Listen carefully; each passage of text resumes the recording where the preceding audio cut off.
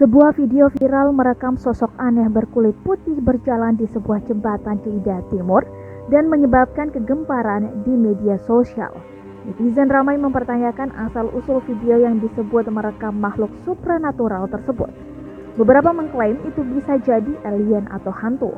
Newsweek pada Jumat 4 Juni 2021 mewartakan bahwa gambar makhluk itu diduga terlihat akhir minggu lalu berjalan di malam hari di sebuah jembatan dekat bendungan Chadwa di distrik Hazaribagh di negara bagian Jharkhand, India. Arvind Chauhan, seorang jurnalis di The Times of India, pada Sabtu 29 Mei 2021 berkicau di Twitter menyoal rekaman video itu. Video alien atau makhluk supranatural terlihat di Hazaribagh, Jharkhand. Beberapa orang yang lewat di dalam video tersebut dilaporkan mengomentari sosok yang menyebutnya sebagai penyihir, lapor Gulf Today. Dalam video tersebut, beberapa kendaraan terlihat berhenti di dekat makhluk itu, sementara yang lain melewatinya.